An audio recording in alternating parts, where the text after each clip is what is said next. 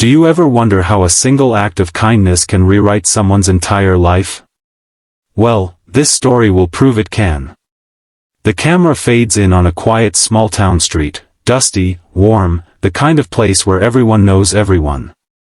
That's where Daniel, a single dad in his early 40s, spent his days fixing cars in a little roadside workshop. Grease-stained hands, an old flannel shirt, and a tired but gentle smile, that was Daniel. His life wasn't easy. His wife had passed away 5 years ago, leaving him to raise his daughter Lily, who was now 10 and full of light he sometimes couldn't afford to keep burning. Money was always tight. Some weeks, it felt like the world was punishing him for trying. But even in those struggles, Daniel had one rule: never turn away someone who needs help. One late afternoon, as he was closing up shop, a beat-up silver sedan rolled in, coughing smoke. Behind the wheel was a young woman, clearly flustered and close to tears. "Please," she said, stepping out, "I think my car's dying, and I can't afford a tow." Daniel sighed softly. It was already past 7 p.m., and Lily was waiting at home with a can of soup for dinner. But he couldn't turn her away. "Pop the hood," he said simply, grabbing his wrench. The problem was simple: her radiator hose had burst, and the car had overheated. He found an old spare from his pile of parts, patched it up, and filled her tank with coolant. After an hour of sweat, light fading fast, the engine purred again.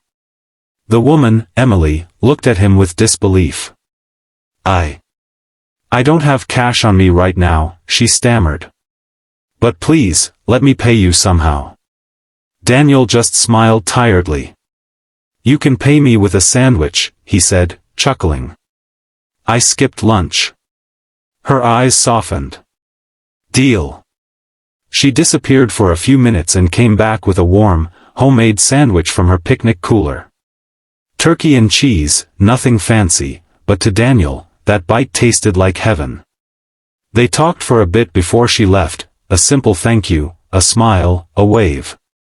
Just another moment in a long string of hard days. Or so he thought. The next morning, Daniel arrived at his shop to find something strange. A black SUV was parked outside, and a woman in a sleek suit was talking to Lily, who was sitting on the curb eating cereal. "Dad!" Lily called out. "This lady's looking for you." Daniel wiped his hands on his rag and approached.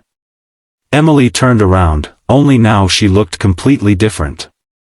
Confident. Elegant. The kind of person who clearly didn't belong in a dusty mechanic's lot. "Morning," Daniel said carefully. "Car trouble again?" Emily smiled softly. "No. I'm here because you fixed mine yesterday." Daniel looked confused. "Right, glad it's running fine." She took a breath. "You see, I wasn't just any woman stranded on the road. I was coming back from visiting one of my company's new facilities. I own it. And yesterday, when I broke down, I met a man who helped me without asking for anything. You." Daniel blinked. "Wait, you own a company?" Emily nodded. "Several, actually. I'm the CEO of Brightway Motors." Daniel just stared at her, stunned. "That's the company that owns the dealership in town." "Yes," she said. "And I'm here because I want to hire you." He laughed awkwardly. "Ma'am, I don't think you need a small-town mechanic like me." But she shook her head. "You don't understand. I saw how you worked, how you cared. You didn't just fix my car, you gave your time, your kindness. I need people like that on my team. I'm opening a new service branch, and I want someone trustworthy to run it." Daniel's mouth went dry. "Run it?" Emily smiled. "Yes. As in manager. Full salary, benefits, training, everything." For a moment, Daniel couldn't speak. His eyes darted toward Lily, who was watching him with wide, hopeful eyes. The weight of years of struggle seemed to lift from his shoulders in that instant. "But, why?" he whispered. Because yesterday, you gave without expecting, Emily said softly. And I believe people like you deserve to have their lives changed. Months passed. Daniel started his new position. For the first time in years, he had stability. He could buy Lily her own school uniform, not second-hand. They moved into a small but cozy house. The walls were filled with laughter again, the kind he thought he'd never hear after his wife died. Emily often dropped by, not just as his boss but as a friend. She admired the bond between Daniel and his daughter. Over time, a new warmth grew between them, the kind that life rarely gives twice. One evening, as the sun set behind the hills, Daniel watched Lily running in the yard while Emily stood beside him. You know, he said softly, all this started because of a sandwich.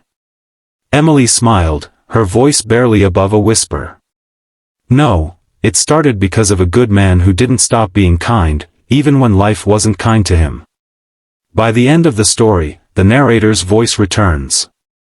Sometimes, the smallest act of kindness can ripple through the world and come back in ways you never imagined. Daniel didn't fix that car for money, he did it because that's who he was. And in doing so, he repaired more than just an engine, he repaired his own life. So if you believe kindness still matters, if you believe in second chances, like this video, subscribe to Kindness Tales, and share this story to remind someone that doing good never goes unnoticed. Because one sandwich just might change a life.